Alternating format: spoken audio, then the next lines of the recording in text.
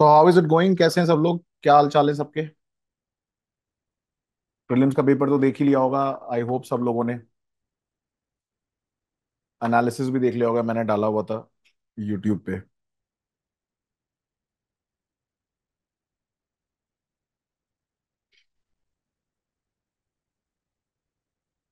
कैसा लगा पेपर आपको देख के? क्या लगा? कॉन्फिडेंस आया पेपर देख के कि हाँ हो जाएगा? नहीं हो पाएगा? देखो, नहीं तो नहीं हो पाएगा, वो तो नहीं, ऑब्वियसली बात है, वो तो you can't predict. But otherwise paper देख के क्या लगा आप लोगों को?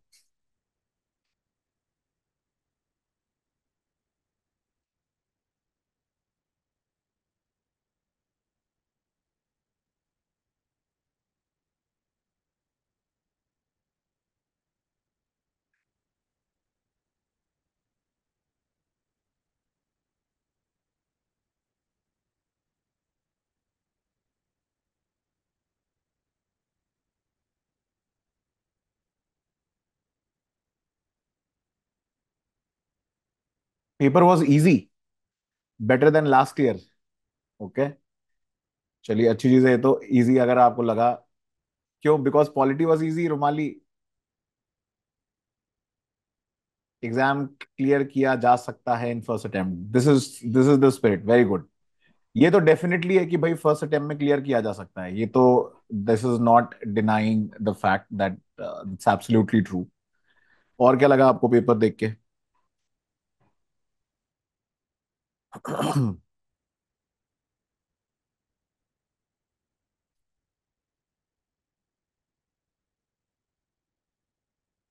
तो मैं ना आज एक्चुअली आप लोगों के साथ एक डिस्कशन भी करना चाहता हूँ। बिकॉज ऑब्वियसली हमने पॉलिटी के टॉपिक डिस्कस किए थे लास्ट सेशन में, हमारा फंडामेंटल ड्यूटीज तक हो गया है। तो उसको आगे कंटिन्यू करेंगे। और जैसा मैंने आपको पहले भी बताया था कि मैंने आपको ऑलरेडी शेड्यूल बता दिया that generally we will have alternate day classes, because alternate day पे सोशोलॉजी की क्लासेस होंगी। So alternate days we will have classes, so 3 to 4 classes a week. And then answer writing भी sessions होंगे morning में।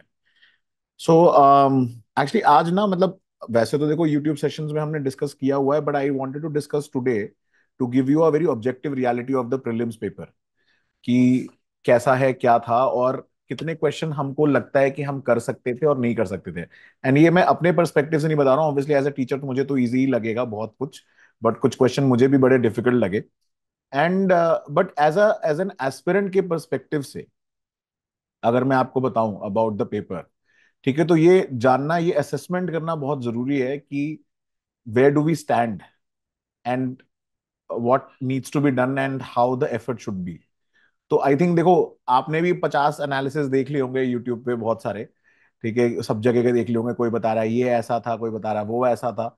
So point वो नहीं है, point ये है कि एक ऑब्जेक्टिव डिस्कशन हो जाए उस चीज को लेके कि भाई हाँ, ये चीजें थी जो हम कर सकते हैं, और कुछ चीजें आप नहीं कर सकते हो।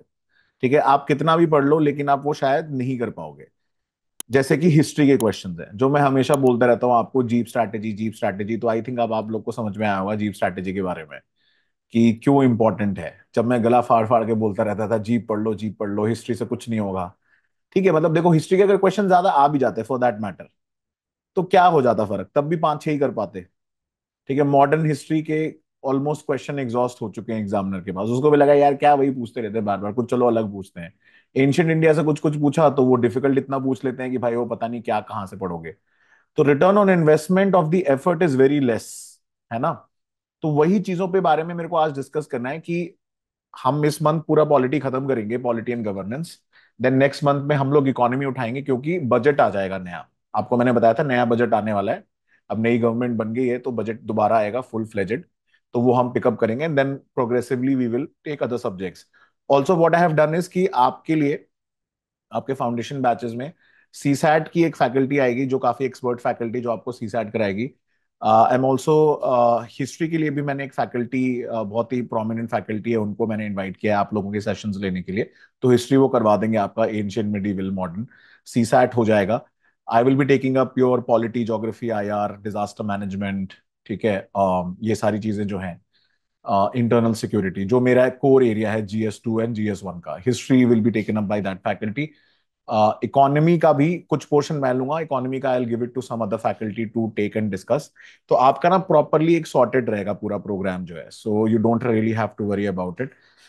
तो आज थोड़ा हम इस चीज पे डिस्कशन करेंगे कि अगर आज के टाइम पे हम प्रीलिम्स देने जाते हैं, ठीक है, आप सब लोग, हम लोग भी अगर देने गए प्रीलिम्स 2024, तो क्या सिचुएशन होती। ठीक है, तो शुरू के आधे घंटे हम थोड़ा इस पे टाइम स्पेंड करेंगे और मैं आपको एक एक क्वेश्चन देख के बताऊंगा कि बुक से और नोट से ये क्वेश्चन सॉल्व हो सकता था या नहीं हो सकता था। तो ये एक बहुत इंपॉर्टेंट एनालिसिस है, तो इसलिए मैं चाहता हूं कि आप लोग उसको ध्यान से देखिएगा। और उसके लिए मैं आपको पूरा पेपर दिखाऊंगा, पेपर में मैंने मार्किंग कर रखी है कि कौन सी चीजें हमारी पढ़ी हुई स्कोप से आई थी और कौन सी चीजें, और एज एन एस्पिरेंट बताऊंगा, नॉट एज अ टीचर। ठीक है, एज एन एस्पिरेंट के पर्सपेक्टिव से क्या क्या चीजें हमें लगती हैं कि हो सकती थी, क्या नहीं हो सकती थी। ठीक है, तो पहले जरा एक बार ब्रेकअप देख ले क्वेश्चन का। ये खैर मैंने यूट्यूब पे भी डाला हुआ था, बट ये इंपॉर्टेंट है कि एक बार हम इसको फिर देख लेते हैं। And very objective and thorough analysis of where do we stand with respect to examination, फिर मैं आपको पेपर दिखाऊंगा। तो अगर आप देखें पॉलिटीज is 18।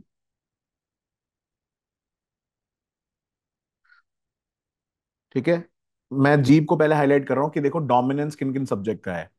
Then economy is 15, geography is 20, environment and ecology is 10। Right, अब आप इसको टोटल कर लीजिए, ये हो गया 18। ठीक है, 18 में 10 डालो, 28 और 20, 48, तो ये हो गए 10, 58 और 5। ठीक है, 63 क्वेश्चन तो यही हो गए। ठीक है, 18, 10, 28, 48, 58 और 63। सो ये चार सब्जेक्ट से तो 63 क्वेश्चन आ गए सीधे सीधे, अगर आप देखो।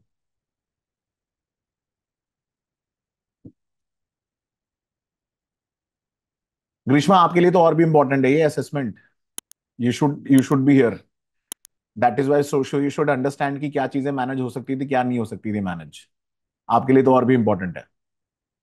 सो अब आप क्लियरली अगर आप देखें यहाँ पे, सो 63 questions just came from these four subjects, and these subjects trust me were manageable. Economy के अगर आप दो तीन टफ क्वेश्चन छोड़ दो, इंडियन ज्योग्राफी के मैपिंग के क्वेश्चन छोड़ दो, तो दीज सब्जेक्ट्स में मतलब 63 से आई कैन से कि 55 question out of 63 were manageable. अभी हम करेंगे भी, अभी आपके सामने दिखाऊंगा अभी मैं कौन कौन से क्वेश्चन थे। ठीक है, science and tech was easy, 8 में से 5 आप कर सकते थे। करंट अफेयर्स और मैपिंग के इंटरनेशनल रिलेशंस के 20 क्वेश्चन है, जो आप देखो 63 प्लस 10 20 कर दो तो 83 क्वेश्चन तो यही हो गए। अगर आप देखो इसमें से ऑलमोस्ट 10 मैनेज किया जा सकते थे।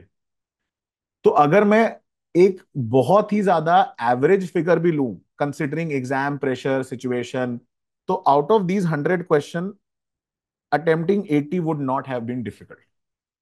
बहुत ऑनेस्टली मैं बता रहा हूँ, 80 अटेम्प्ट करना एक जो सीरियस एस्पिरेंट है उसके लिए डिफिकल्ट नहीं होता। 20 क्वेश्चन आप छोड़ सकते थे, कैसे?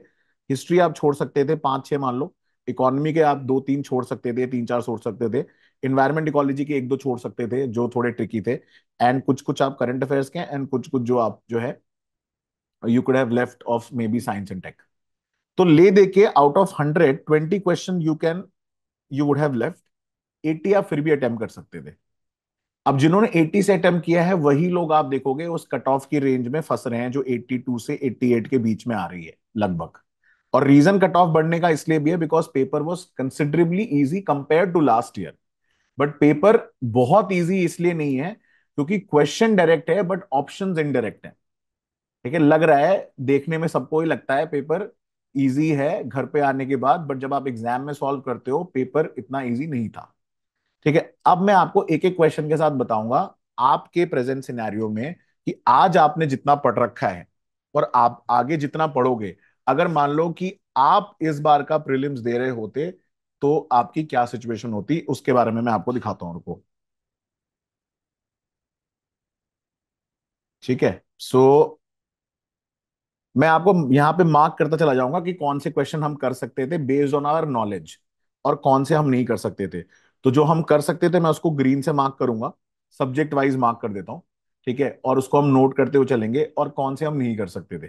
ठीक है, ये क्वेश्चन बिल्कुल डुएबल था, सीधे सीधे ये एनसीईआरटी ज्योग्राफी का क्वेश्चन ही है, पता है आप सब लोगों को। ठीक है ना, ये क्वेश्चन इजिली डुएबल था, बिल्कुल सीधो सीधा इंसुलेशन वाला क्वेश्चन था। कि भाई अर्थ की जो इंसुलेशन आती है वो उससे ज्यादा हीटअप होता है, टेरेस्ट्रियल रेडिएशन होता है। ठीक है, बहुत सीधा क्वेश्चन था, एक क्वेश्चन आप कर सकते थे। थिकनेस ऑफ द ट्रोपोस्फेयर मैंने पूरा क्लास में डिटेल में पढ़ाया है, ज्योग्राफी के अगर आप मेरे पुराने स्टूडेंट हो, अदरवाइज हम क्लास में वैसे भी पढ़ेंगे ये। और ये मैं टिक इसलिए मार रहा हूं कि हम जो क्लास में करेंगे, ये आपने जो क्लास में पहले करा हुआ है उसके बेसिस पे ये क्वेश्चन सॉल्व हो सकते थे या नहीं हो सकते थे। मतलब जो आपका नॉलेज बेस है ना, whether that knowledge base can actually help you clear prelims 2024। जो भी एक्स्ट्रा होगा वो मैं बता दूंगा कि भाई ये नहीं हो सकता था। First could have been done, second could have been done. Third पे आ जाते हैं। बहुत ही सिंपल क्वेश्चन है लैंडफॉर्म्स का। जब वोल्केनिक इरप्शन होता है तो उसमें से क्या क्या चीजें बाहर आती हैं? Pyroclastic debris, ash and dust, nitrogen compound, sulphur compound. Generally nitrogen compound instantly नहीं आता, बट बाद में आता है, थोड़ा थोड़ा आता है। तो ये भी क्वेश्चन किया जा सकता था based on our knowledge and classes. ठीक है, यहां पे किसी को कोई डाउट हो तो बीच में पूछ लीजिएगा। अब आते हैं इस वाले क्वेश्चन पे। ये किया जा सकता था अगर आपका बेस क्लियर है, एनसीईआरटी अगर आपने ढंग से पढ़ी या फिर आपने मेरी क्लासेस करी हुई हैं, और अगर आप में थोड़ी वो एबिलिटी होती देखने की क्वेश्चन की भाई यहाँ पे कोल्डर लिखा हुआ है। ठीक है, ये कोल्ड करंट्स नहीं है, दीज आर वार्म करंट्स। मैंने ओशनोग्राफी में पूरा डिटेल से पढ़ाया हुआ है। ठीक है, जो ज्योग्राफी के मैंने आप लोगों को वीडियो दिए हुए हैं, आप उसमें जाके देख सकते हो। ठीक है, बहुत डिटेल में मैंने पढ़ाया हुआ है। ठीक है, बात समझ में आई यहां तक? तो अभी तक हमने शुरू के, मतलब सोचो अगर मेरे पास सेट ए होता तो मैं बहुत ही खुश इंसान होता आज के टाइम पे।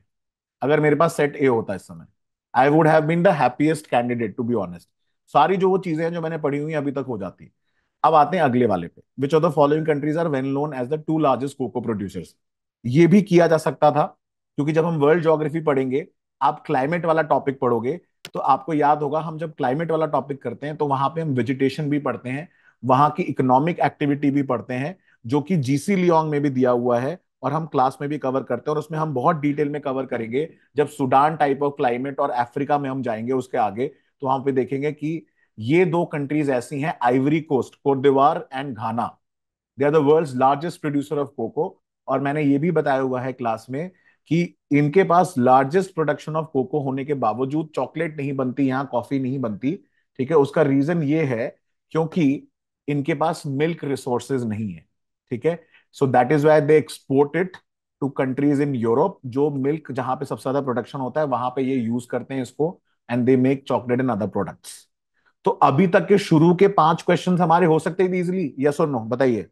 5 definitely would have been possible, शुरू के 5 question based on the knowledge and the topic जो हम क्लास में कवर करते हैं। ऐसा इन इन 5 में से ऐसा कोई भी क्वेश्चन नहीं है जो आप बोलोगे सर ये कहां से आ गया। ये 5 क्लियर है सबको यहां तक? एवरीवन, इसमें किसी को कोई डाउट है? Any question? चलिए आगे बढ़ते हैं। तो 5 तो अपने सही हो रहे हैं, मतलब यहां तक तो अपने 10 नंबर आ गए। अब आगे बढ़ते हैं। ठीक है, विथ रेफरेंस टू हिमालय, इसका तो पूरा वीडियो बनाया हुआ है मैंने, पूरी ट्रिक्स बनाई हुई है। मतलब अगर वो ट्रिक्स जो हैं अगर आप देख लो तो RG3K, ठीक है, रामगंगा, गोमती घाघरा, गंडक, कोसी, क्वेश्चन सॉल्व हो जाता। पूरा का पूरा ट्रिक से आया हुआ है, इसका भी वीडियो आपको मैंने शेयर किया हुआ है। ठीक है, पूरी की पूरी ड्राइव में आप देखोगे, I have shared the videos जहां पे इंडियन ज्योग्राफी के river system and drainage system के बारे में बताया हुआ है पूरे। मतलब जितनी भी नदियां हैं सबकी मैंने ट्रिक्स बताई हुई है स्टोरी के फॉर्मेट में याद रखने के लिए आपके लिए। तो ये क्वेश्चन वहां से हो जाता। नाउ 7th क्वेश्चन पे आते हैं। Rainfall is one of the reason for weathering. आपको याद है मैं क्लास में पढ़ाता हूं जब ज्योग्राफी हम करेंगे, जो नए स्टूडेंट्स उनके लिए, जो पुराने वो जानते हैं, वेट डी का कॉन्सेप्ट होता है, वेदरिंग, इरोजन, ट्रांसपोर्टेशन, डेपोजिशन। उससे पूरा पूरा क्वेश्चन ये सॉल्व हो जाता। स्ट्रेट फॉरवर्ड क्वेश्चन था, कोई दिक्कत ही नहीं थी, क्योंकि ऑक्सीजन जो होता है वो ऑक्सीडेशन का काम करता है पानी में, और वो भी हेल्प करता है इसमें। इसमें कोई डाउट ही नहीं हो सकता। 6th और 7th भी हो गया। ये क्वेश्चन ट्रिकी था, ये मैं मान सकता हूं कि इसको आप प्रॉबेबली छोड़ सकते थे अगर आपको नहीं पता है। सो वी विल सर्किल 8, क्योंकि मैपिंग अगर आपने करी हुई है क्लास में तो आपको याद रहेगा नॉर्थ सी में। क्योंकि देखो यहाँ पे गलती कहाँ होगी, जर्मनी नॉर्वे लोगों को पता रहेगा, but most of them will get confused in Finland. Finland के पास नहीं है। तो ये क्वेश्चन मैं बोल सकता हूँ कि हाँ ये करंट की नॉलेज पे बेस्ड था, बट फिर भी इसको किया जा सकता था, but I will not not count it as of now. ठीक है, तो विल मार्क इट। इसको मैं दूसरे कलर से कर देता हूँ कि चलो we might just skip it.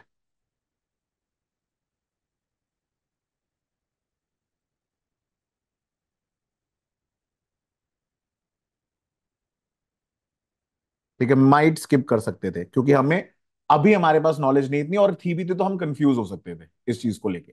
सो हमारे पास वो क्लैरिटी ऑफ थॉट नहीं था यहाँ पे। आगे आते हैं। ये क्वेश्चन भी ट्रिकी है। I will not consider it as an easy question, because अगर आपको वाटरफॉल पता है लेकिन ये जो नदी है ये गलत है, ठीक है, ये ओनली वन होगा। यहाँ पे बहुत सारे लोग कंफ्यूज हो गए। सिमिलरली ये मालवा जो है ये नीचे पड़ता है, जबलपुर रीजन में मालवा नहीं आता, सिर्फ एक सही था यहाँ पे। तो ये भी मैं क्वेश्चन जो है इसको स्किप मार देता, 8 और 9 में स्किप करता। ठीक है, बेस्ड ऑन आर नॉलेज। पता होता, देखो अगर आप उस एरिया के हो तो आपके लिए बड़ा इजी है, लेकिन एज अ जनरल कैंडिडेट में अगर मैं मानूं कि एक एवरेज स्टूडेंट की पर्सपेक्टिव से भी मैं देखूं कि जितना पढ़ा है क्या मैं उससे सॉल्व कर सकता था, हाँ हो जाता। तो ये वाला नहीं होगा। 8 और 9 वर ट्रिकी। तो 2 क्वेश्चन अभी तक हमने स्किप किए हैं। ठीक है, आउट ऑफ 9 क्वेश्चंस।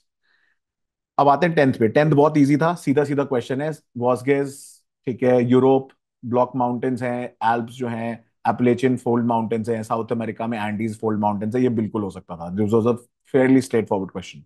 तो ये भी हो जाता। तो अभी तक अगर आप देखो हमने यहाँ पे पांचों के पांचों सही करे। हमने यहाँ 6th करा, 7th करा, और हमने यहाँ पे 2 छोड़ दिए। तो आउट ऑफ 10 हमने कितने कर दिए अभी?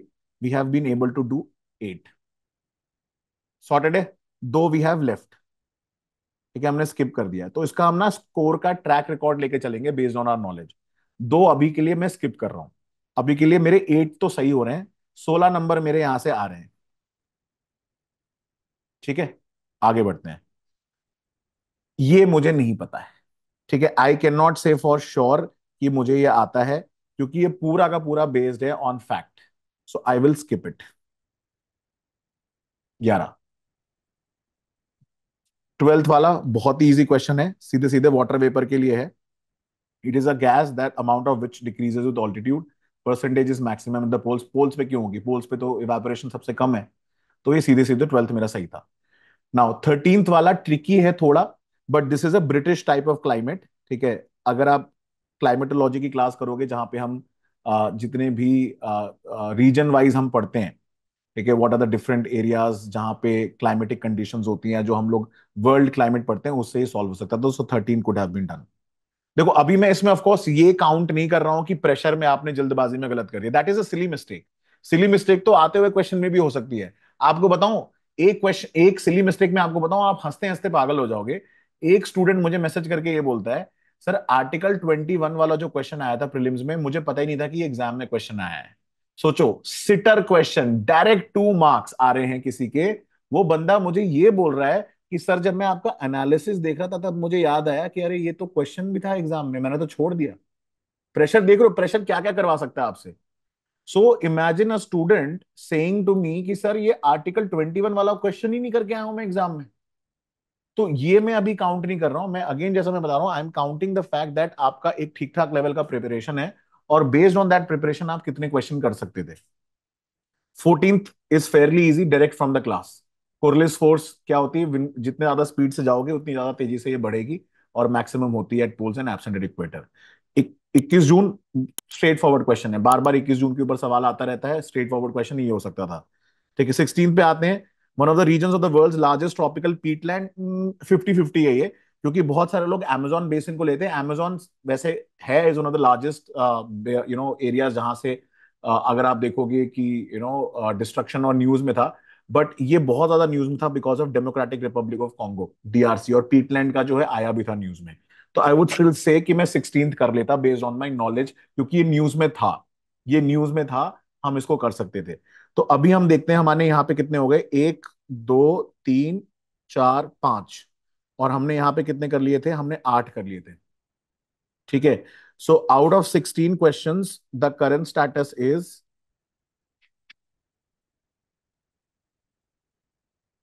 ठीक है, हम यहाँ पे 13 क्वेश्चंस हमने सही मार्क किए। अभी तक हमारा ये चल रहा है। यहां तक किसी को कोई डाउट है तो बताओ। Any any question till now?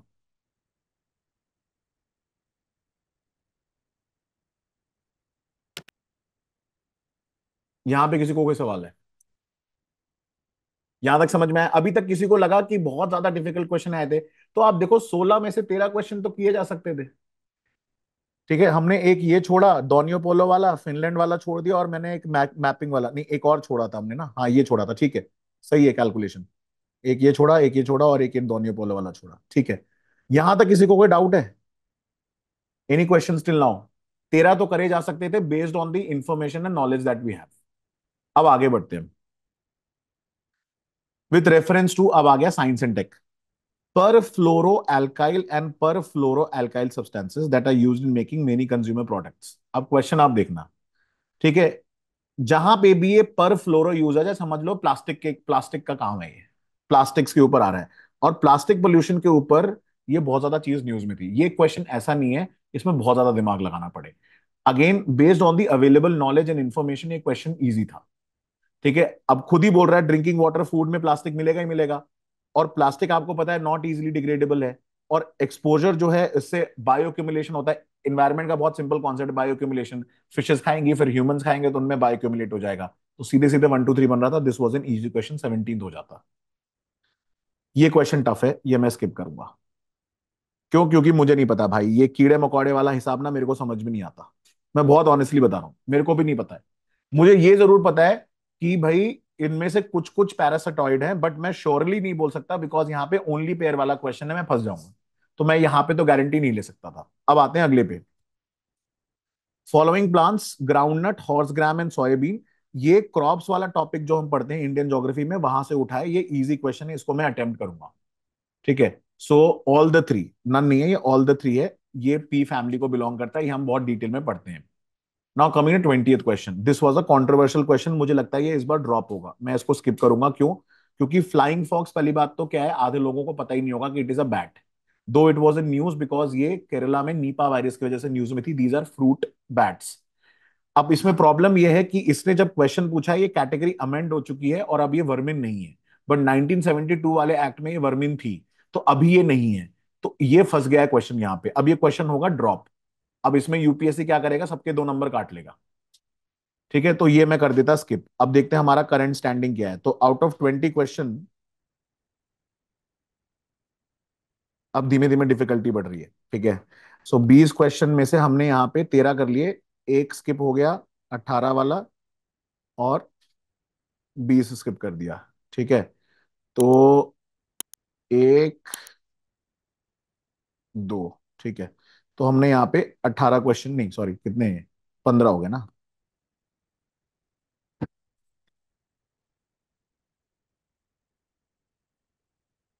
तो आउट ऑफ 20 हमने यहाँ पे 17 18 19 20 में से दो स्किप करे और दो ऐड कर लिए। तो अब हमने 15 कर लिए अटेम्प्ट, अब देख रहे हो, अब धीमे धीमे डिफिकल्टी लेवल बढ़ रही है। सो ये दोनों तो मैं डेफिनेटली छोड़ता, बस की बात नहीं भाई, जबरदस्ती का रिस्क क्यों लेना। मेरा पहला काम है कि मेरे को किसी तरीके से 100 नंबर तक पहुंचना है। मेरा पहला काम है 50 नंबर, 50 तो श्योर शॉट सही करना। उसके बाद देखूंगा बाकी सारी चीजें में।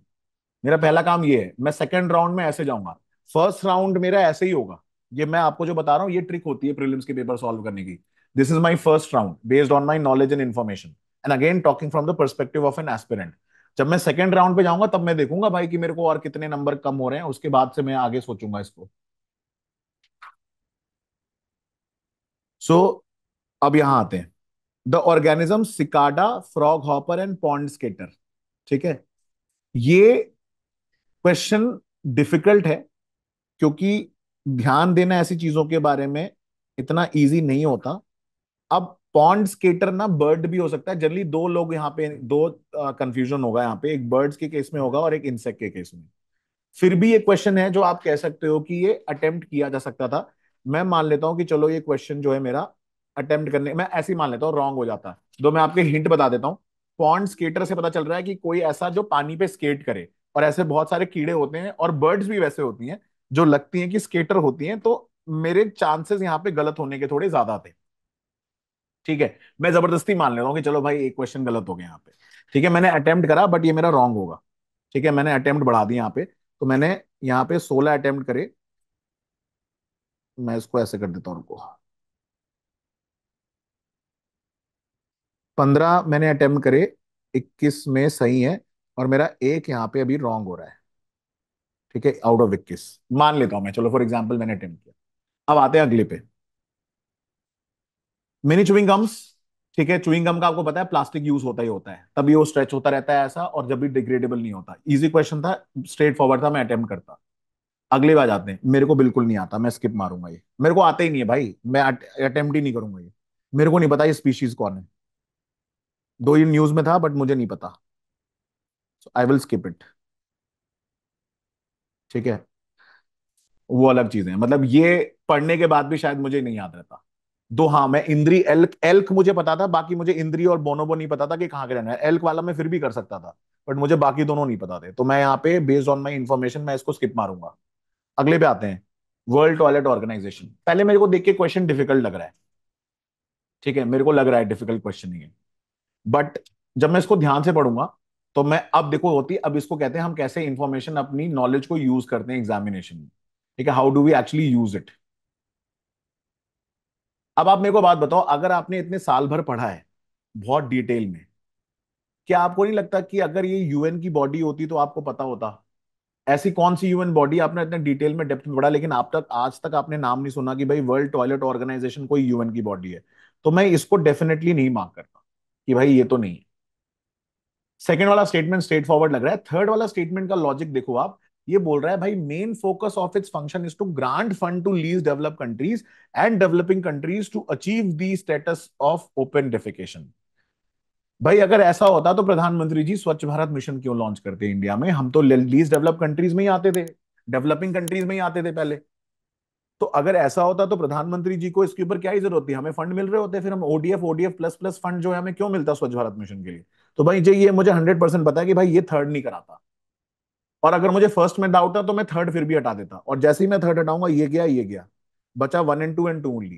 भाई मुझे पता है कि भाई मेरे पास इतना पढ़ने के बाद मैंने आज तक कोई यूएन की बॉडी नहीं देखी जहां पे वर्ल्ड टॉयलेट ऑर्गेनाइजेशन जो है यूएन फोकस करो। यूएन विमेन तक तो है, बट ये टॉयलेट वाला कहां से, और भी बहुत सारी एजेंसीज हैं, बट टॉयलेट मेरी इतने पढ़ने के बाद तो देखा है कि मेरे को नहीं दिखती। तो मैं इसमें रिस्क लेता, लेकिन वो मेरा रिस्क सही होता, बहुत ही कैलकुलेटेड रिस्क था इसमें। ठीक है, तो मेरा सेकंड यहाँ पे ऑप्शन सही है, this was a very calculated risk based on the knowledge and the educated guess जिसको हम बोलते हैं। ठीक है, ये मेरा सही हो गया। ये मुझे 100% पता है, क्योंकि चीता इतना ज्यादा न्यूज में थे बिकॉज ऑफ जो भी इतनी रिसेंट डेथ्स थी। लायंस का आपको पता है कोई ब्रीडिंग सीजन नहीं होता पर्टिकुलरली, एंड चीताज रोर नहीं करते, रोज मुझे इंस्टाग्राम पे वीडियो आते रहते चीता के म्याऊ करने के। और इस मामले में हमारी बिल्ली भी हेल्प कर देती, क्योंकि चाहे वो कोई भी जानवर हो, चाहे वो लेपर्ड हो, चाहे लायन हो, चाहे वो हाउस कैट हो, everybody marks their territory so that, क्योंकि उससे सेंट निकलती है और सेंट से पता चलता है कि कोई और मेल का यहाँ पे डोमिनेंस है। तो ये थर्ड तो वैसे ही गलत था, ये this was a very easy question, I would have done it based on my information और जो मेरी करंट अफेयर की प्रैक्टिस थी। तो अभी हमारे 25 क्वेश्चन हो गए। आउट ऑफ 25 क्वेश्चन, अब मैं यहाँ लिखता हूँ कि हमारे कितना क्या स्टेटस चल रहा है। ठीक है, 25 क्वेश्चन हो चुके हैं, हम लोग 1/4 पेपर पे आ चुके हैं, और यहाँ पे हो गया 15 क्वेश्चन हमने अटेम्प्ट किया। ये मेरा गलत हुआ, 16, 17 और ये था, हाँ 21 तक 15 था, 16, 17 और 18। ठीक है, सो 18 हो गए आउट ऑफ 25, जिसमें से मेरा एक रॉन्ग चल रहा है अभी। ठीक है, क्योंकि 15 में मैं एक रॉन्ग काउंट करके चल रहा हूँ। सो 15, 16 ये मैं स्किप किया, 17 और ये 18। तो अभी मेरे 36 नंबर तो आ रहे हैं, -1 वो कर दो, 1/3, ठीक है, 0.6, तो मतलब मान लो 35 नंबर तो आ रहे हैं out of 50, which is a very good score. अब आता है सारा खेल आगे। ठीक है, यहां से हम आगे, अब हमने 1/4 पेपर देख लिया है फर्स्ट राउंड में। Now which of the following is correct description of the 100 million farmers. अब इसको थोड़ा देखते हैं। देखो जनरली क्या होता है ना, जितने ज्यादा डिटेल में ऑप्शन दिया रहता है वो उतना इजी होता है एग्जाम में करना, क्योंकि डिस्क्रिप्शन बहुत होता है। अब देखो, 100 million farmers, platform for accelerating transition towards food and water system that are net zero nature positive and aims to increase farmer resilience। ये वर्ड मेरे लिए एक बोनस है। ठीक है, मेरे लिए बोनस क्यों? क्योंकि ये रेजिलियंस की बात कर रहा है कि भाई ऑब्वियसली आज के टाइम में क्लाइमेट चेंज बहुत ज्यादा बढ़ रहा है, फार्मर्स को दिक्कत होती होगी, ठीक है, और कैसे मिटिगेट करना है उसके लिए लग रहा है कि ये ठीक ठाक चीज है। ठीक है, सेकंड पे आते हैं, ये ऑर्गेनिक एनिमल हस्बेंड्री की बात कर रहा है। ऑर्गेनिक को प्रमोट करने के लिए क्यों स्पेसिफिकली 100 मिलियन फार्मर्स होंगे, और बहुत बड़ा नंबर होता है। तो मेरे लिए रेड फ्लैग है ये। ठीक है, बेस्ड ऑन माई नॉलेज मेरे लिए रेड फ्लैग है ये। ठीक है, जितना मैंने पढ़ा उसके बेसिस पे। Now it's a digital platform integrated with service providers built on blockchain that lets buyer seller and third parties trade fertiliser quickly and securely. सिर्फ फर्टिलाइजर के लिए क्यों बनेगा बताओ आप? 100 मिलियन फार्मर्स, वो होगा तो स्पेसिफिकली फर्टिलाइजर के लिए होगा, तो क्यों होगा? और ब्लॉकचेन में अगर होगा, आप सोचो, एक किसान जो है, ठीक है, किसान, ठीक है, जिसको नॉर्मल टेक्नोलॉजी यूज करने में 10 बार सोचना पड़ता है, वो ब्लॉकचेन पे काम करेगा? कर सकता है। बट 100 मिलियन, मतलब बहुत बड़ा, 100 मिलियन फार्मर्स यूज कर रहे होंगे ब्लॉकचेन, आप सोचो। और ब्लॉकचेन को लेके जो सिचुएशन है, तो मेरे लिए अगेन ये रेड फ्लैग है। मतलब ये सारा ना, it's based on common sense, also based on the knowledge that you have. Now, it is a platform with the mission of encouraging farmers to form farmer product organization or agri-business consortium, thus facilitating the access to global open market to sell their product. ये option फंसाने वाला, ये अब मैं ए और D में फंस जाता।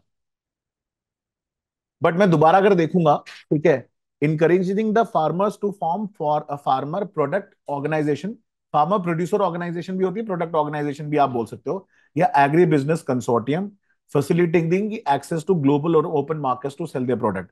आप मुझे बताओ, ऐसा वर्ल्ड में पॉसिबल है कि डायरेक्टली कोई यहां से बेच सकता है? ठीक है, एक्सपोर्ट इंपोर्ट रिस्ट्रिक्शंस होते हैं इतने ज्यादा। ठीक है, इंडिया से मैंगो जाता है, यूरोप में फंस जाता है because of sanitary and phyto sanitary issues, countries के रेगुलेशंस हैं। ठीक है, स्टेट वाइज रेगुलेशंस हैं, लोकल मंडीज के रेगुलेशन है। कैसे पॉसिबल होगा इसको करना कि आप ग्लोबल ओपन मार्केट पर डायरेक्टली आप जो है सेल कर रहे हो प्रोडक्ट? पॉसिबल ही नहीं है। इसीलिए क्या होता है ना, ऑप्शन को कई बार पढ़ा जाता है, and the knowledge that you have उसके बेसिस पे आप बहुत कुछ कर सकते हो। तो considering all of this, I would say यार, ये नहीं लग रहा है। कैसे बेच दोगे आप सोचो ना। तो based on all the discussion that we had, ये मैं कर देता 26 का ए मार्क, क्योंकि farmer resilience is the most obvious चीज जो मेरे को लग रही है और मेरे को समझ में आ रही है। ठीक है, बेस्ड ऑन द इंफॉर्मेशन, समझ, ये लॉजिक समझ में आया सबको? How I approach the answer, कि क्या है? आप बताओ, इसमें कुछ ऐसा है जो बहुत ज्यादा जिसके लिए रिसर्च रिक्वायर्ड है? आप बताओ मेरे को, मतलब do you think now 26, considering कि आपने कुछ पढ़ा होता तो उसके बेसिस पे आप कर सकते थे इसको? 26 में कर देता। अब आते हैं इस पे, battery storage, biomass generator, fuel cell, rooftop solar photovoltaic units, distributed energy resources. ये न्यूज में था बहुत ज्यादा, but I can still understand कि इसमें ना लोग रिस्क लेंगे, इस क्वेश्चन के गलत होने के चांसेस थे, क्योंकि इसमें से बहुत सारे लोग क्या करते, बैटरी स्टोरेज फ्यूल सेल कर देते और रूफटॉप कर देते, बायोमास को गलत मार देते। ठीक है, ये क्योंकि थोड़ा वो होता है ना, ऑड वन आउट वाला सिचुएशन है, तो अगर ये अटेम्प्ट कर भी देते तो शायद ये गलत हो जाता। तो चलो मान लेते हैं कि मेरा ये रॉन्ग हो गया, फॉर एग्जाम्पल। ये क्वेश्चन अच्छा था। Which of the following shows a unique relationship with an insect that has co-evolved with it and is the only insect that can pollinate it? एक तो ये ट्रिकी इसने कैसे बना दिया कि ओनली इंसेक्ट जो बोल दिया इसने। अब ओनली इंसेक्ट मतलब कोई और पॉलिनेट ही नहीं कर सकता इसको। तो पहले देखते ही आपको ध्यान जाएगा कॉटन जो है वो, बट एक्चुअली में आप देखो उसमें मल, जो आप देखते हो मलबरी लीव्स होती है, वो तो पत्तियां खा रहा है। उसमें पॉलिनेशन का क्या काम है? पॉलिनेशन तो फ्लावर का होगा। सैंडलवुड में मैंने सुना नहीं, महुआ में होता नहीं, बचा फिग। बट अगेन ये बहुत सारे लोग स्किप कर जाते हैं।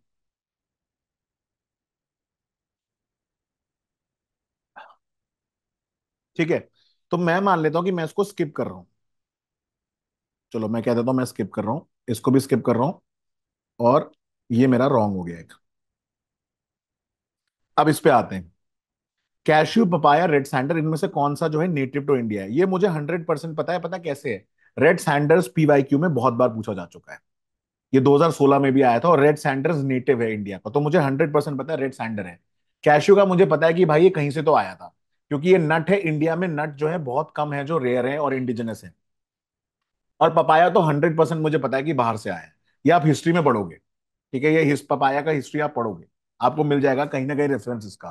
तो based on the associated knowledge मुझे ये पता है कि भाई ये तो नहीं है, ये नहीं है, और मैं ये अटेम्प्ट कर दूंगा। तो अब आते हैं 30 में से कितने अटेम्प्ट करे मैंने? एक ये अटेम्प्ट करा, ठीक है। अच्छा ये भी तो रह गया 29। बटरफ्लाईज, फिश एंड फ्रॉग, हाँ ये सही है। इसमें देखो पॉइजनस तो सारे ही होते हैं, इनमें से सबकी वैरायटी कोई ना कोई स्पीशीज पॉइजनस होगा ही होगा। सॉर्ट ऑफ 30, अब मैंने कितने अटेम्प्ट कर लिए? यहां तक कितने थे, 18 थे। ठीक है, 19, ये मेरा गलत हुआ, 20, ये मैं स्किप करूंगा, 21 और 22। सो 22 मैंने अटेम्प्ट करे। एक्चुअली मैं 23 अटेम्प्ट कर दिया ना, एक मेरा गलत हो गया, तो ऊपर मैंने काउंट नहीं किया, तो 23 मैंने अटेम्प्ट कर दिए। बट मेरे दो रॉन्ग चल रहे हैं इसमें भी। ठीक है, आउट ऑफ 30।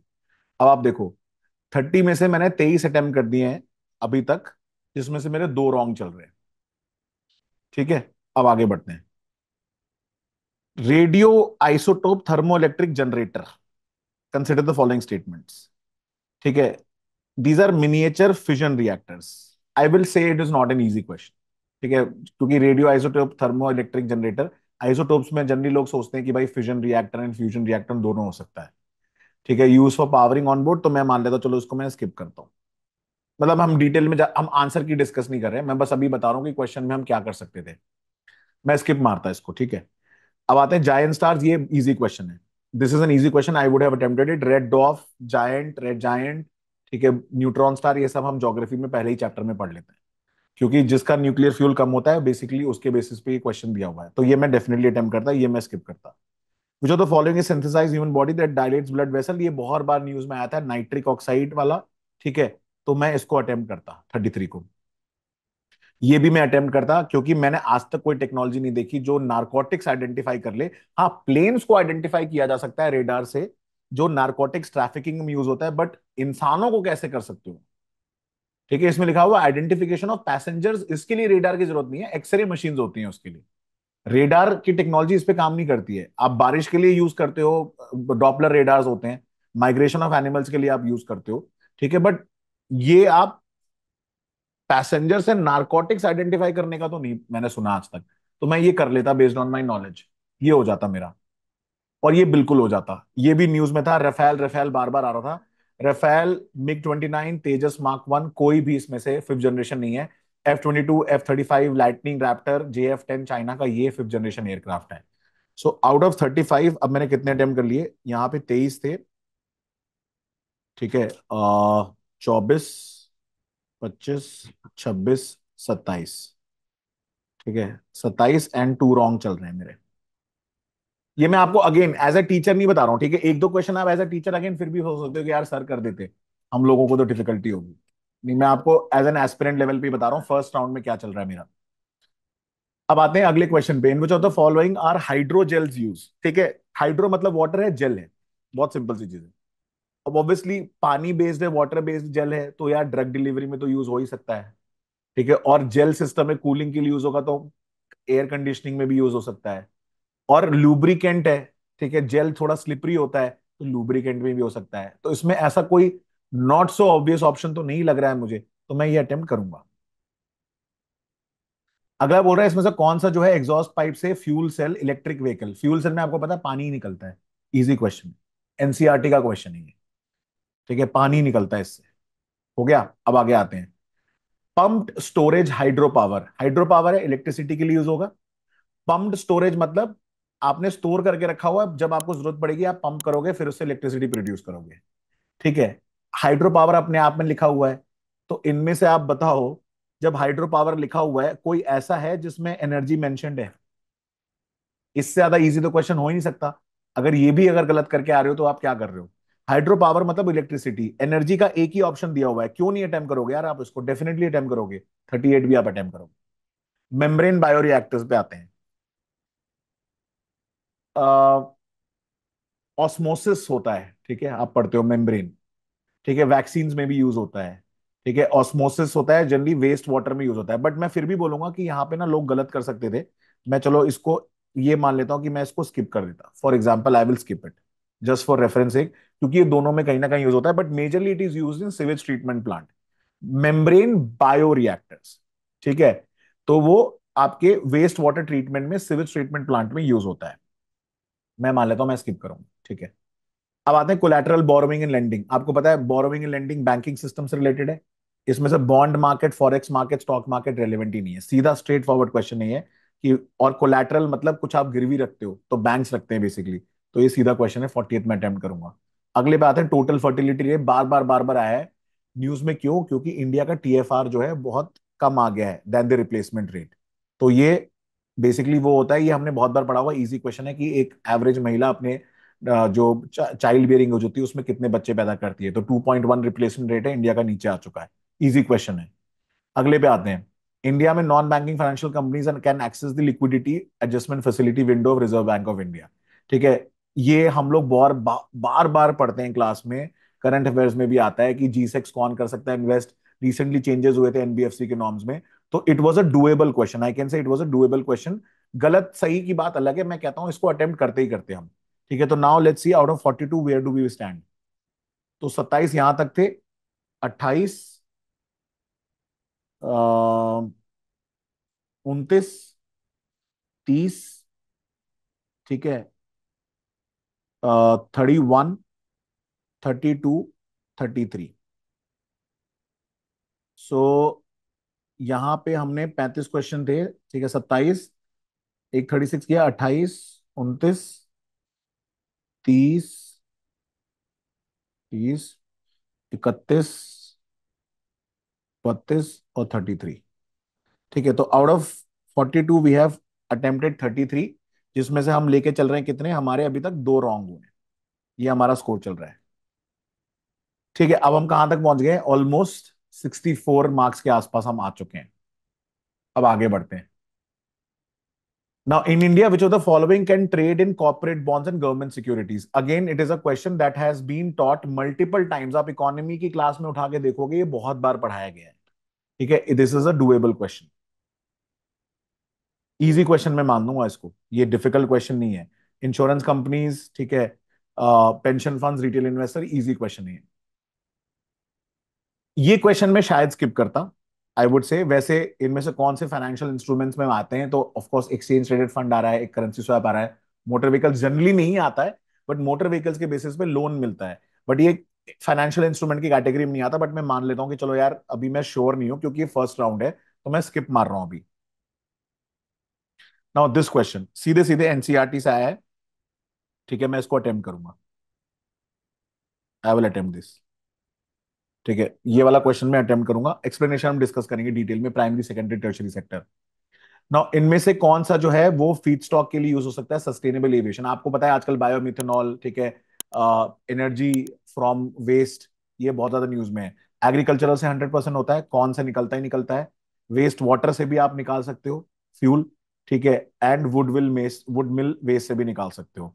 ठीक है, अगर मान लो आपको लगता है कि वेस्ट वाटर ट्रीटमेंट नहीं है, आपको कंफ्यूजन इसमें, तो ऐसा कोई ऑप्शन था नहीं जो 1 3, जो स्पेसिफिकली 1 2 3 को दे यहाँ पे। ठीक है, मान लो एग्रीकल्चरल है, कॉर्न है और वुड मिल है, लेकिन वेस्ट वाटर नहीं है, तो 1 2 3 कोई ऑप्शन ही नहीं है। तो इवेंचुअली सी आप करोगे करोगे, 46 आप अटेम्प्ट करोगे। नाउ 46 में से कितने हमने अटेम्प्ट करिए? 33 हो गए, 34,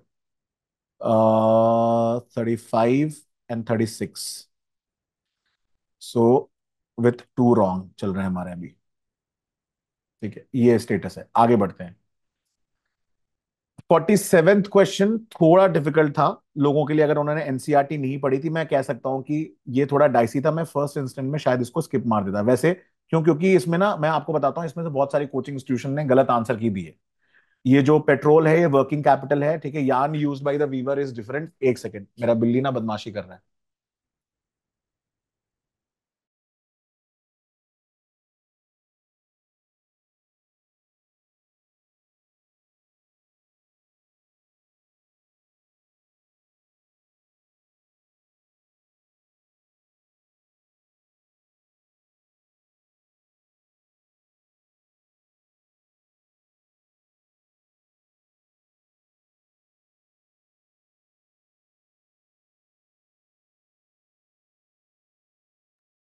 हाँ, तो 47 पे अगर मैं देखूं ना ऑनेस्टली, तो मैं शायद ना इसको स्किप कर दूंगा, क्योंकि ये क्वेश्चन थोड़ा कंफ्यूजिंग है। क्योंकि इसमें ना फिक्स कैपिटल यान वाला जो है वर्किंग कैपिटल में आप देखोगे बहुत सारे आंसर कीज भी डाइसी थे।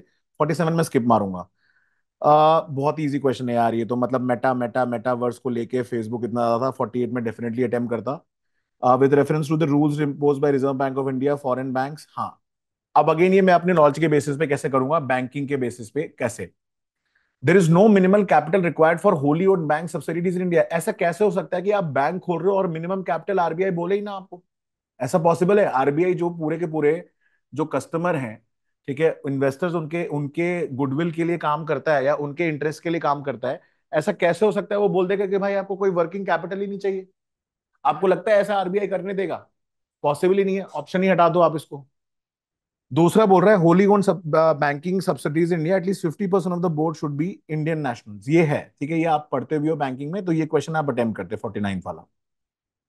सीएसआर पे आ जाते हैं, ये भी न्यूज में बार बार आता है, ये मैं डेफिनेटली अटेम्प्ट करता। सो now out of 50 how many I have attempted? यहाँ पे हो गए मेरे पास 36, एक मैंने स्किप किया। 36 हो गया ना, 37, 38, 39। सो 39 आउट ऑफ 50 मैं अटेम्प्ट कर चुका हूं, दो मेरे रॉन्ग चल रहे हैं, कैरी फॉरवर्ड करके चल रहे हैं, आगे बढ़ते हैं। US were to default its debt, ये थोड़ा ट्रिकी क्वेश्चन था, मतलब इतना ज्यादा लोगों को आइडिया नहीं होता, मैं स्किप मारूंगा इसको, ठीक है, मैं कह रहा हूं स्किप करता हूं, बाद में आएंगे इस पे। सिंडिकेटेड लेंडिंग ट्रिकी लग रहा है मेरे को, क्योंकि सिंडिकेटेड लेंडिंग मैंने सुना नहीं है, मैं स्किप मारूंगा। अगले पे आते हैं। डिजिटल रूपी बहुत ज्यादा न्यूज में था, इजी क्वेश्चन था, मैं करूंगा अटेम्प्ट। इन्फ्लेशन के लिए कोई रूपी नहीं एडजस्ट कर रहा, क्योंकि डिजिटल रूपी और फिजिकल करेंसी सेम ही है, आरबीआई के लिए इंटरचेंजेबली है। ठीक है, अटेम्प्ट करूंगा। ये मुझे नहीं आता, ठीक है, मैं इसमें गेस भी नहीं मार पाऊंगा क्योंकि मेरे को नहीं पता। अब देखो यहाँ पे गेम चेंज होगा। अब आउट ऑफ 54 मैंने कितने अटेम्प्ट करे? 39 है ना,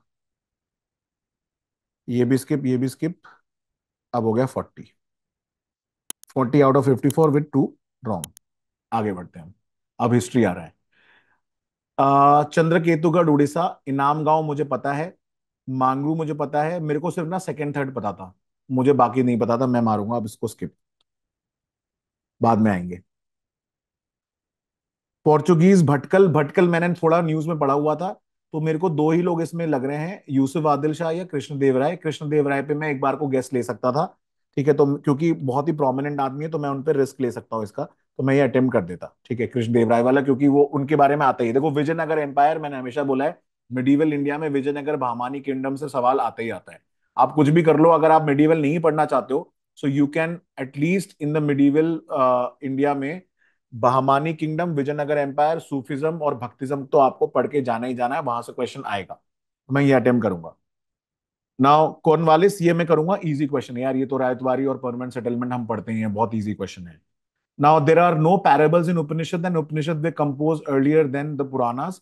ठीक है, अब अगर आपको पता है तो आप ये अटेम्प्ट करोगे, नहीं तो आप ये स्किप करोगे। मान लो मैं स्टूडेंट हूं, मैंने हिस्ट्री ढंग से नहीं पढ़ी है, मैं स्किप कर देता हूँ।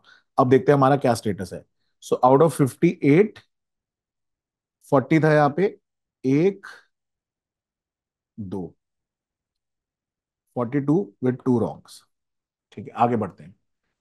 India is a member of international grains council, हाँ होगा ही, बिकॉज आपको पता है वो जो है ग्रेन वाला ब्लैक सी प्रोजेक्ट न्यूज में था, तो न्यूज में आया था ये। बट एक बात बताओ, दो दूसरा ऑप्शन बोल रहा है country needs to be a member of the International Grain Council for exporting. आज तक आपने सुना है कभी कि इंडिया ने परमिशन लेनी पड़ी है इसकी, ठीक है, ग्रेन्स काउंसिल में, कि भाई हमें एक्सपोर्ट इंपोर्ट करना पड़े? तो ऑब्वियसली मैं क्वेश्चन अटेम्प्ट करूंगा, because by logic second statement is wrong, और पहला वाला न्यूज में था, तो ये इसको मैं अटेम्प्ट करूंगा। ये बिल्कुल न्यूज में था, मैंने आपको टेलीग्राम पे भी दिया था, list of intangible cultural heritage, दिसंबर में आया था, ये दुर्गा पूजा ऐड हुआ था, बिल्कुल अटेम्प्ट करता मैं, ये बिल्कुल अटेम्प्ट करता। क्लास में मैंने करवाया हुआ है डॉक्टर सच्चिदानंद सिन्हा, इसकी मैं फोटो भी दिखाऊंगा आपको, मैं दिखा भी देता हूँ आपको, रुको। In fact I have the photo also,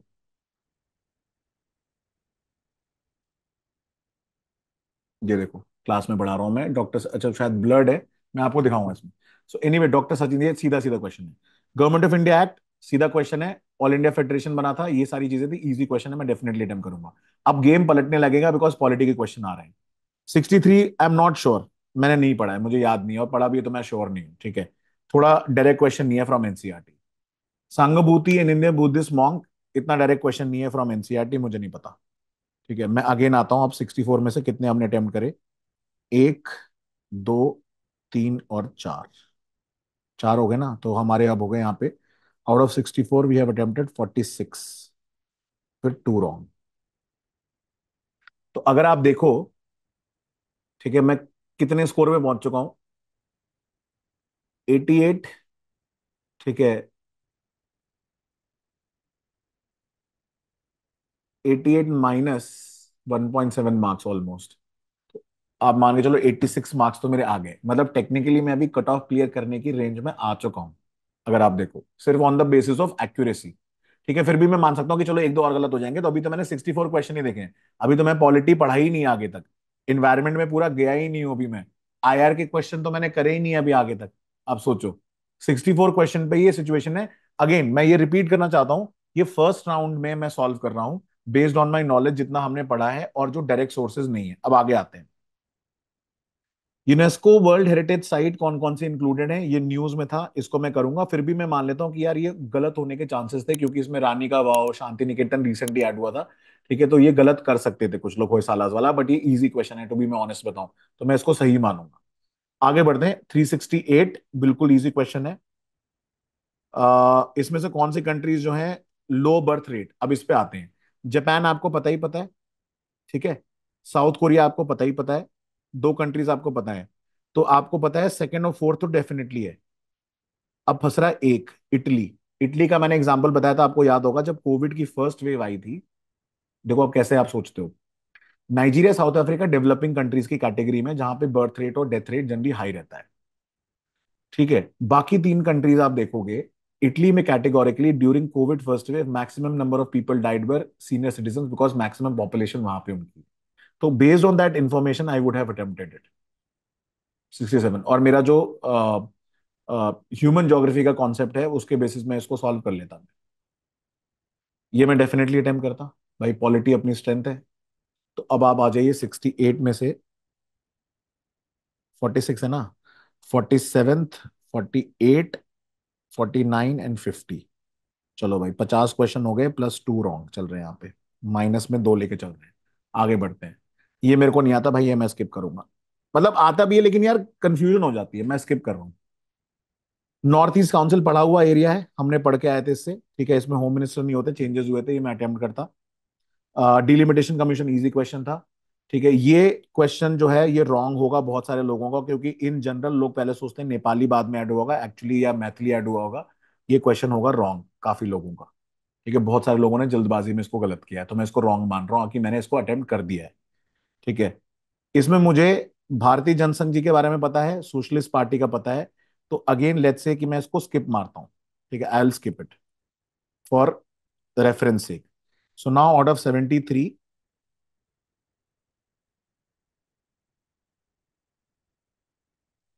50 हो गए ना ये। एक, दो, और ये भी अटेम्प्ट किया मैंने बट मेरा रॉन्ग हुआ। एक, दो, तीन। ठीक है, 53 out of 73 I have attempted, but now my number of question wrong are three, -3 wrong. मैंने जबरदस्ती के लिए किया बट किया। ठीक है, मतलब मेरे को लग रहा था यार चलो कर देते हैं अटेम्प्ट, मेरे को लग रहा है गट फीलिंग आ रही है, हो जाएगा इससे हो जाएगा। तो गट फीलिंग आ रही थी इसलिए मैंने इसको कर दिया गलत। ठीक है, कोई बात नहीं, चलता है। अब आगे बढ़ते हैं। हम मतलब अगर आपने देखो, मेरे को बाकी लोगों को नहीं पता, बट अगर आपने मेरे से पढ़ा होता तो ये क्वेश्चन आप गलत नहीं करते।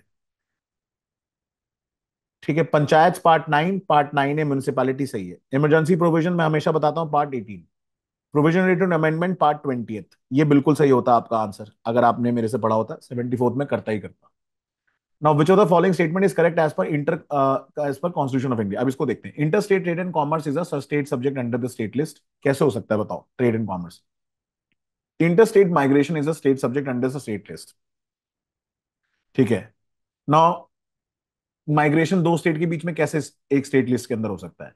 Inter state quarantine is a union subject under the union list. क्यों? क्योंकि कोविड में न्यूज में आया था ये, बट मान ले तो मैं आपको याद नहीं है।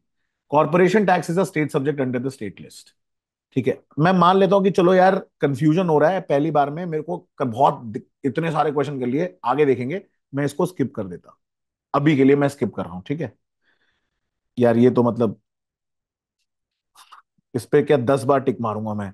आर्टिकल 21, आर्टिकल 21, आर्टिकल 21, मतलब जिसने वो बंदा जो छोड़ के आया, मैं क्या ही बोलूँ। ठीक है, चीफ ऑफ डिफेंस स्टाफ का काम क्या होता है? Permanent chief of staff exercise military command over the three services, principal military adviser to defence minister on all tri services matter. In principle it is a doable question. ठीक है, but आप लोगों के लिए मैं मान लेता हूँ कि सर तो सारे ही करते चले जा रहे हैं, मैं कहता तो चलो यार स्किप कर रहे हैं, बाद में आएंगे, सेकंड राउंड में आएंगे इसमें, ठीक है। अगले पे आते हैं। ये हमने पढ़ा था ऑपरेशन सद्भावना, ठीक है, न्यूज में था। आर्मी कैरी आउट करती है स्पेशली कश्मीर में, तो ये मैं करता डेफिनेटली सद्भावना, क्योंकि संकल्प, मैत्री और मदद मुझे पता है ये बाहर के ऑपरेशन थे जनरली जो हमने देखे थे।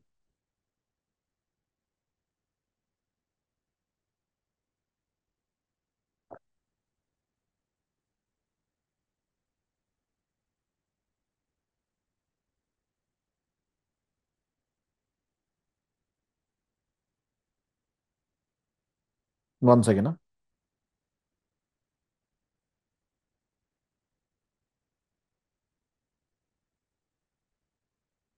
हाँ, ठीक है, तो अभी हम देखते हैं 78 क्वेश्चन तक आ चुके हैं।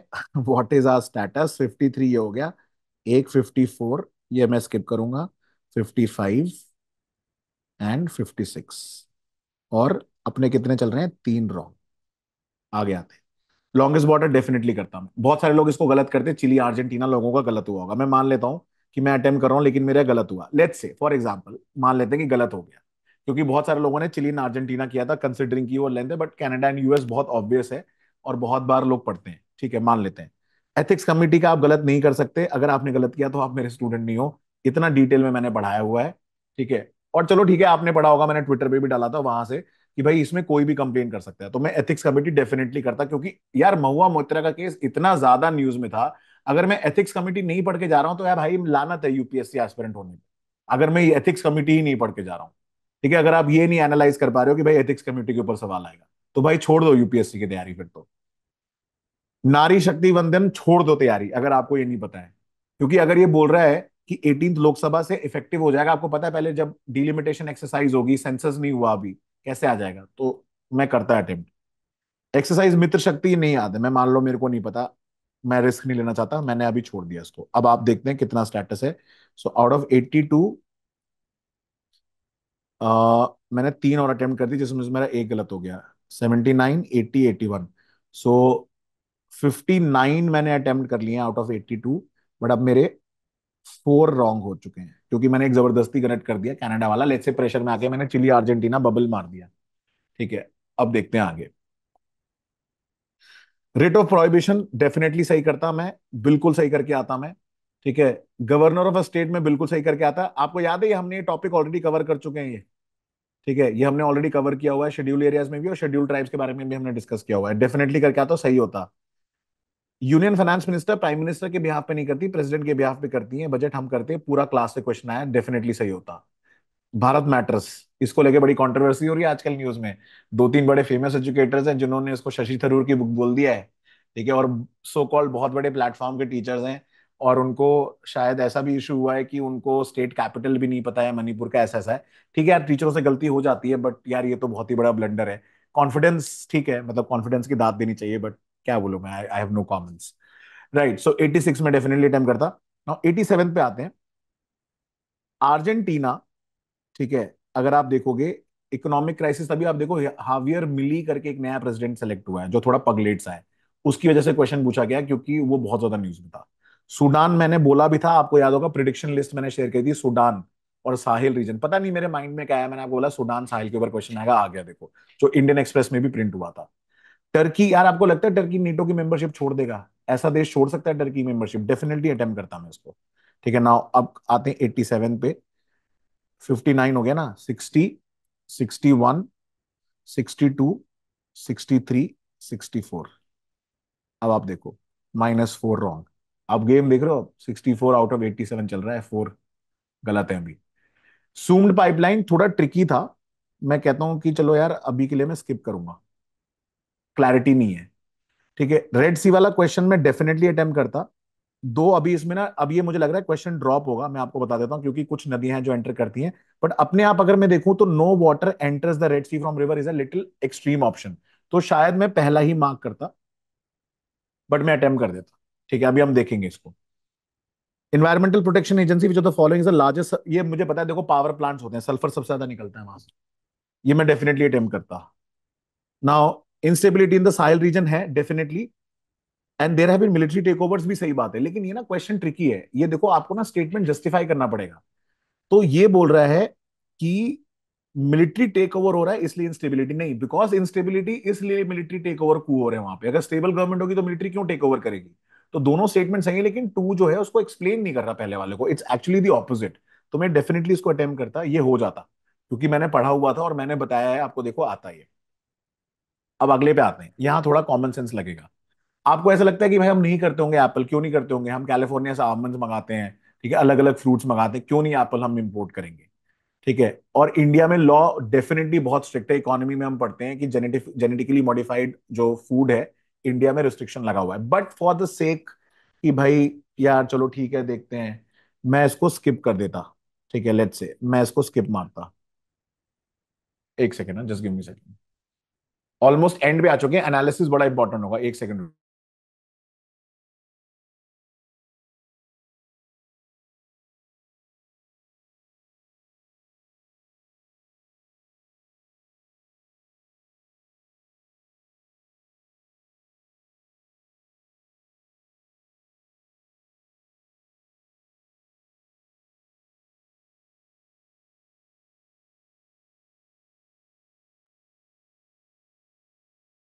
नाउ कमिंग टू, हाँ अभी यहां तक हम देख तो लें पहले कितना हो गया हमारा स्कोर। सो 64 था, ठीक है, 65, 66, 67 आउट ऑफ 92,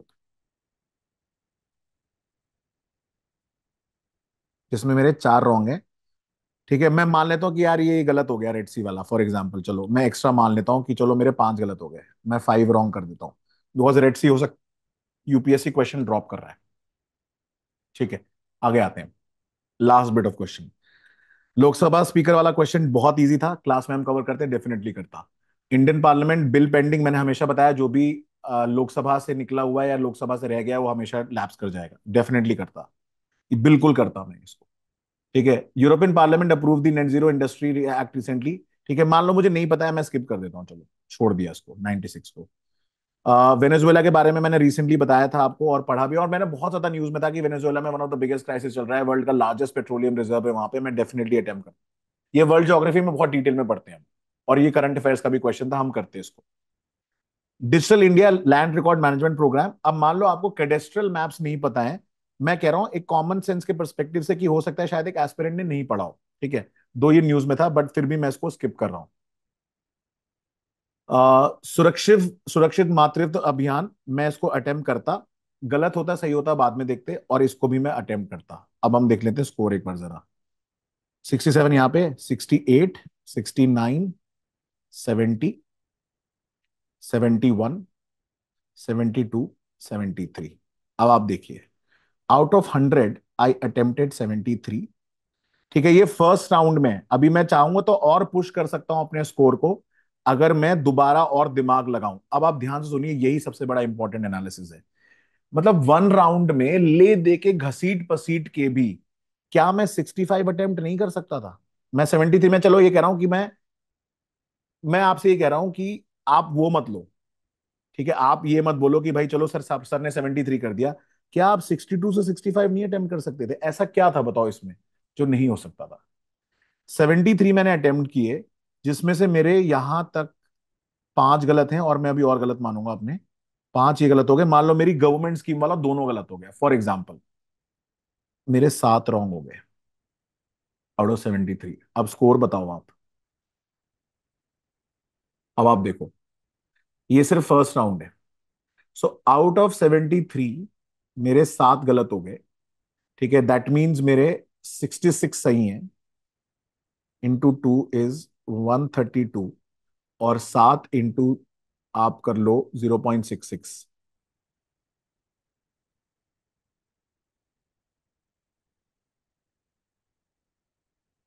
4.66, 132 माइनस 4.66, 127.34। मेरे को सेकेंड राउंड पेपर करने की जरूरत ही नहीं है। नाउ, अब अगर आप इसको देखो इस पर्सपेक्टिव से, तो आप तो बोलोगे सर कट ऑफ तो भाई साहब फिर तो 100 के ऊपर जा रही है।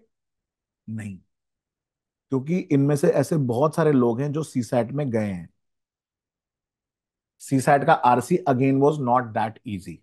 बहुत सारे लोगों का, इतने सारे लोगों के मैसेजेस आ रहे हैं जो ये बोल रहे हैं कि सी सैट में सर फंस गए। तो उसकी वजह से ये कट ऑफ जाएगा नीचे, नीचे इतना जाएगा। अब ऑब्वियसली मैंने जो देखो बहुत सारे क्वेश्चन किए हैं, 73 मैं मान लेता हूं। अब आप देखो एक और एनालिसिस है, डीपर एनालिसिस, कि मान लो मैं कहता हूं, मैं इसको रुको यहां पे खोलता हूं आपके लिए, कि लेट्स से, अब ध्यान से देखो, अभी तक जो मैंने किया आपको समझाने की कोशिश कर रहा हूं कि मैंने लेट्स से इतने अटेम्प्ट करे और 7 रॉन्ग थे मेरे। मैं कहता हूं कि चलो यार 77 नहीं, मैं कम से कम 62 अटेम्प्ट कर लेता आउट ऑफ 100, और मैं मान लेता हूं कि चलो मे बी 12 गलत हो गए, या चलो आपके लिए मैं और मान लेता हूं कि मैं 15 गलत करके आ गया। ठीक है, 62 में से 15 गलत करके आ गया। अब यहां पे रिस्क फंस जाता है, यहीं पे देखो रिस्क हो रहा है। कैसे हो रहा है? क्योंकि 62 में से आपके अगर 15 गलत हो गए, 47 आप करोगे तो 94 बन रहे हैं। 47 करेक्ट है, इट इज 94। बट 15 गलत होने की वजह से दिक्कत आ गई अब, कि मेरे 9.9 जो है रॉन्ग नंबर के चले गए। तो अब मेरा आ रहा है 84 स्कोर, यही कट ऑफ। इसलिए मैं बोल रहा था कि कट ऑफ क्यों 82 से 84 जा रही है, क्योंकि देखो मैंने फिर भी एक्स्ट्रा क्वेश्चन कर दिए, क्योंकि मैंने थोड़ा लॉजिक लगा दिया। बट ऑब्वियसली एग्जाम के प्रेशर में एक कैंडिडेट हो सकता है कि, बट फिर भी मैंने कोशिश करी कि एज अ कैंडिडेट ही सॉल्व करूं। बट फिर भी बहुत सारे कैंडिडेट हैं जो ऑफकोर्स स्कोर कर रहे होंगे ज्यादा। बट अगर मैं फिर भी इसको ऐसा लेके चलूं तो मेरा स्कोर, अगर मैं मान लो 62 करता और थोड़ा और पुश भी करता, मैं अगर और क्वेश्चन पुश करता तो मे बी शायद और ज्यादा अटेम्प्ट कर लेता, जैसे 80 अटेम्प्ट कर लेता, लेकिन हो सकता है मेरे 20 गलत हो जाते या ज्यादा गलत हो जाते। तो ले दे के मेरा स्कोर जो है, considering everything from CSAT and everything, ठीक है, मेरा घूम फिर के स्कोर 84 से 89 के बीच में ही घूम रहा है। This is why the cut off will be around this. देखो ये तो आप मान के चल लो कि 100 तो कट ऑफ नहीं जा रही, चाहे कुछ भी आप कर लो। और मैंने आपको पेपर में ये दिखा दिया है कि paper in first instance might appear easy but options were tricky. But एक चीज आपके सामने मैंने एक क्लैरिफाई कर दी है कि ये पूरे पेपर में, ठीक है, एक चीज मैं आपको बता दूं, इस पूरे पेपर में जो भी मैंने क्वेश्चन यहाँ पे अटेम्प्ट करके आपको दिखाए हैं, ये सारे के सारे ऐसे क्वेश्चन हैं जो हम क्लास में करते हैं या करेंगे, और हमने पहले भी किए हैं। तो ऐसा कोई क्वेश्चन नहीं है।